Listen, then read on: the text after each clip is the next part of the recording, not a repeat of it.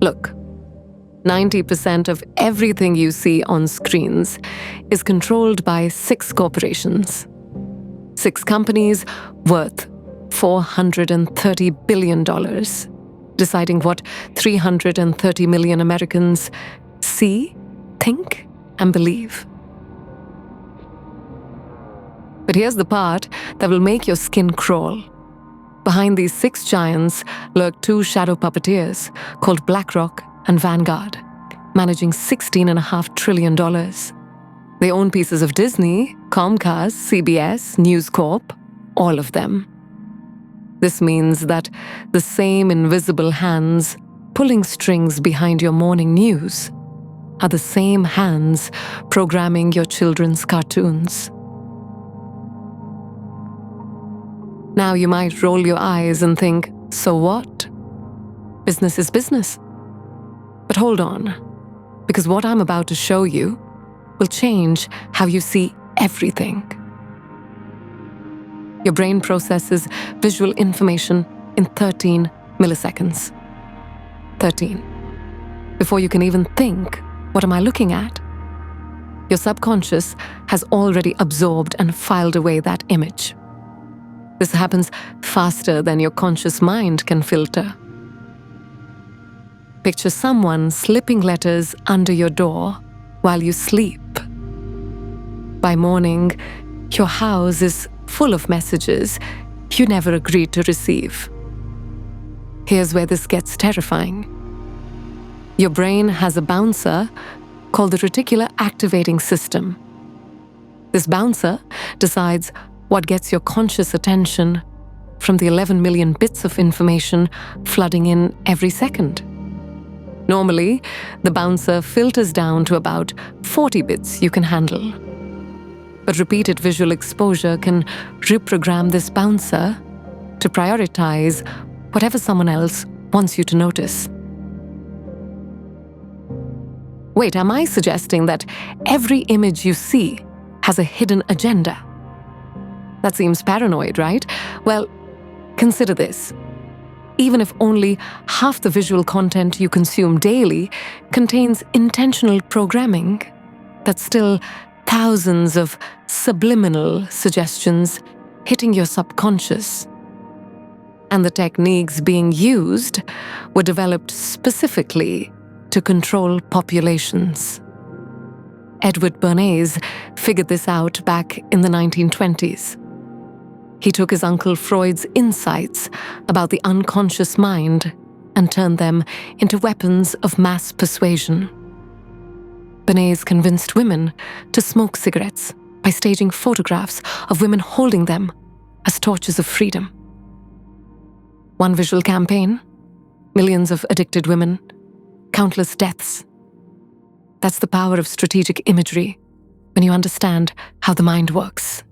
The Tavistock Institute, founded in 1920, perfected these techniques through what they politely called study of group behavior.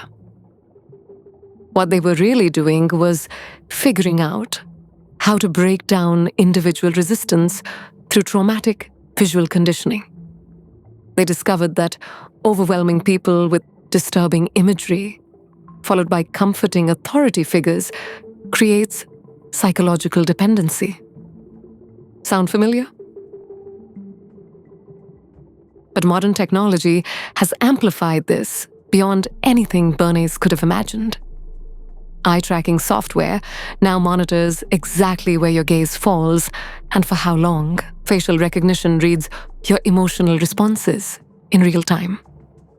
They're running millions of simultaneous experiments to identify exactly which visuals will manipulate you most effectively.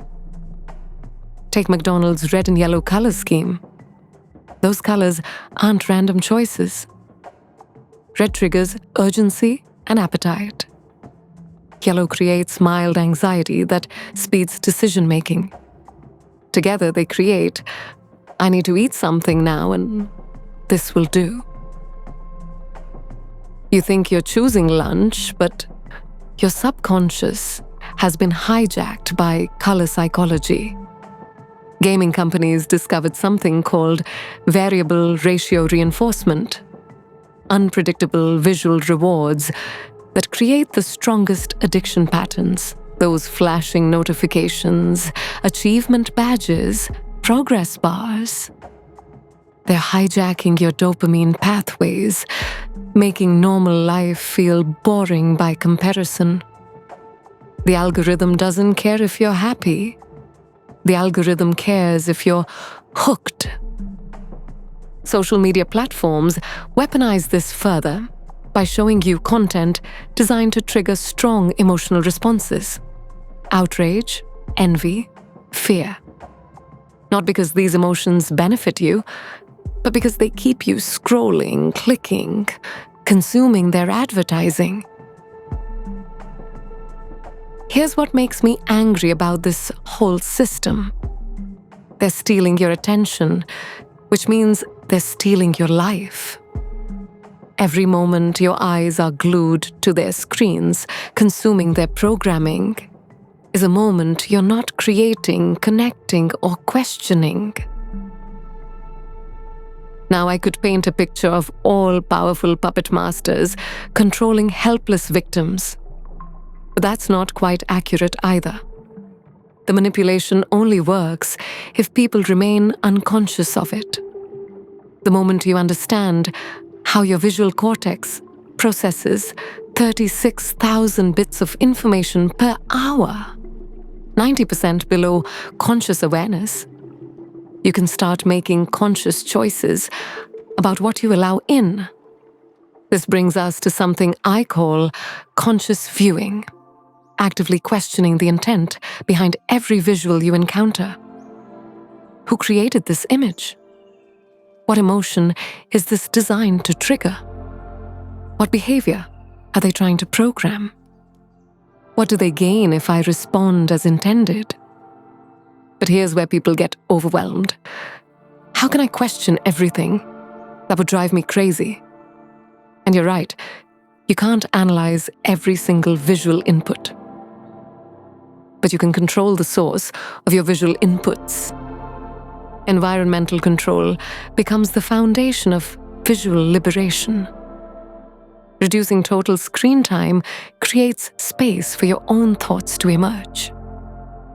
When you're constantly consuming other people's visual narratives, when do you have time to develop your own? Nature immersion provides the reset your visual cortex needs. Natural patterns don't come with hidden agendas. Trees aren't trying to sell you anything. Sunsets don't have algorithms optimizing for engagement.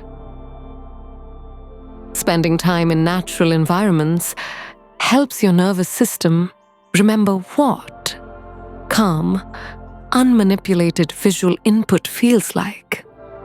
Color psychology becomes one of the easiest manipulation techniques to spot once you know what to look for. News networks use specific color palettes during different types of stories to program your emotional responses before you even hear the words. Medical facilities use white to establish authority and compliance. When you notice these colors being used strategically, you can resist their intended effects. Algorithm disruption represents another powerful tool. Social media platforms show you content based on your past behavior, creating echo chambers that prevent exposure to challenging information. You can break these patterns by deliberately engaging with diverse content and refusing to take the algorithmic bait. Privacy tools matter because personalized manipulation works best. When platforms track your behavior across the internet, they create detailed psychological profiles targeting your specific vulnerabilities. Anonymous browsing and data protection are much more than privacy tools. They actually help prevent customized mind control. But here's the ultimate irony. They've convinced you that constant visual stimulation is normal. that checking your phone 200 times per day represents modern life. That feeling anxious when separated from screens reflects natural human behavior. None of this is true. Your ancestors lived for hundreds of thousands of years, with minds that were calm, focused, present. They could sit with their thoughts without needing entertainment. They could make decisions without consulting screens. They could feel emotions without needing external validation through likes and shares. The resistance starts with a single conscious choice. The next time you feel the urge to check your phone, pause. Ask yourself, what am I hoping to see? Who benefits if I look right now? What else could I do with these few minutes of my precious attention?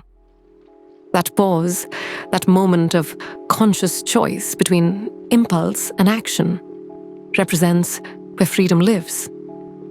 Where you remember that your eyes belong to you, your attention is your own, and your consciousness is not for sale.